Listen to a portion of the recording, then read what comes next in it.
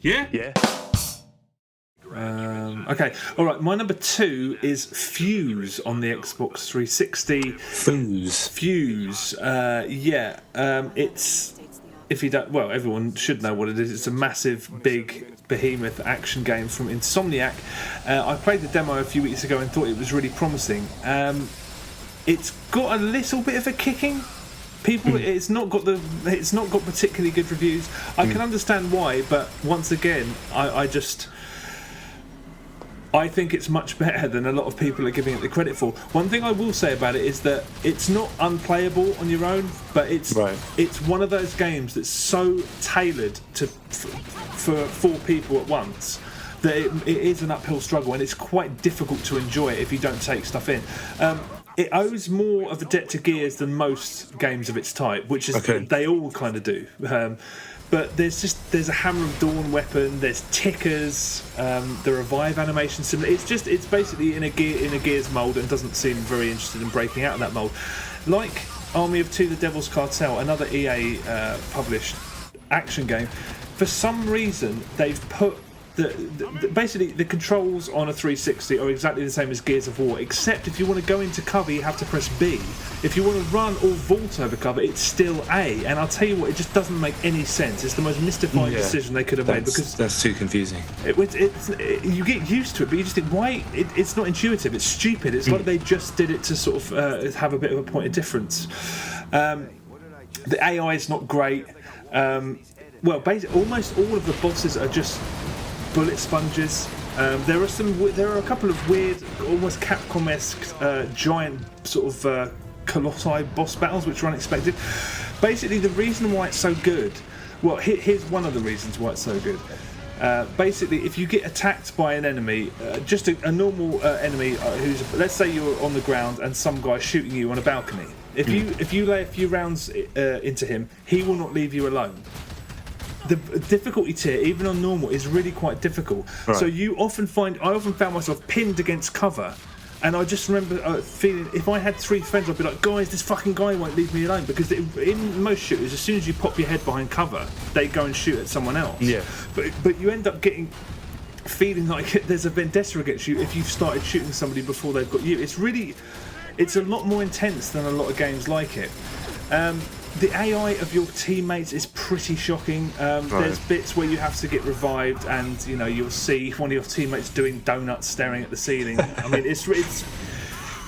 but again, you're supposed to play it with 4 people. There's bosses that like pick you up and fuck with you, and everyone else will be alerted to it, so they need to run in and shoot the boss, so he'll drop you. But the amount of times that happened to me, and my AI compadres were just literally doing nothing. It's scrappy visually, and it's really low res. It kind of looks like an upscale game from a previous generation or something like that. Right.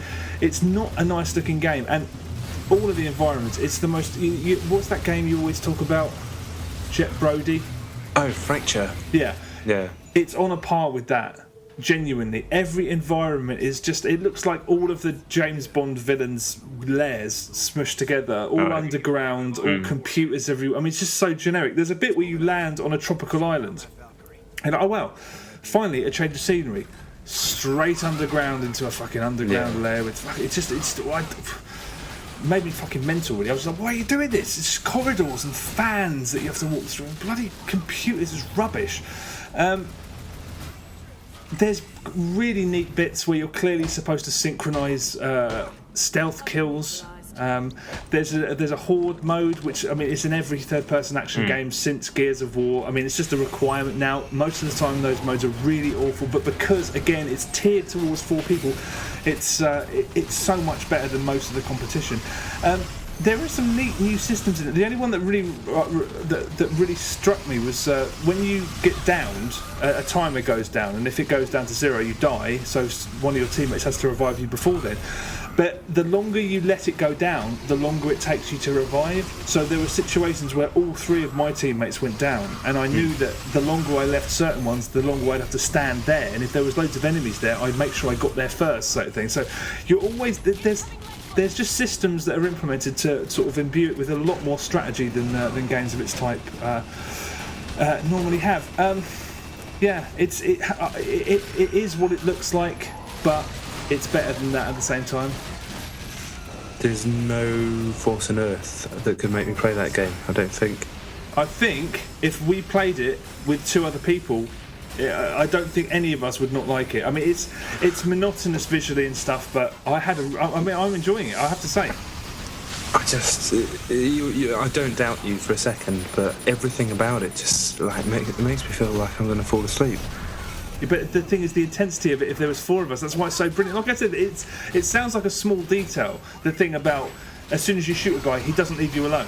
But you end up. I felt like saying, "Guys, fucking help me out! There's this guy who won't leave me alone." And with 4 of you in there, all of you did. It's better than the 5 out of 10s it's been getting. Not a whole lot, because my god, it doesn't half look ugly, and it's brain frazzling how they don't want to give you anything to look at besides a fucking grey room with a lot of boxes in it. But it's better than some people are saying that it is. I'm just annoyed that I'm playing on fucking 1 player, because I know for a fact it'll be twice the game with 4 other people.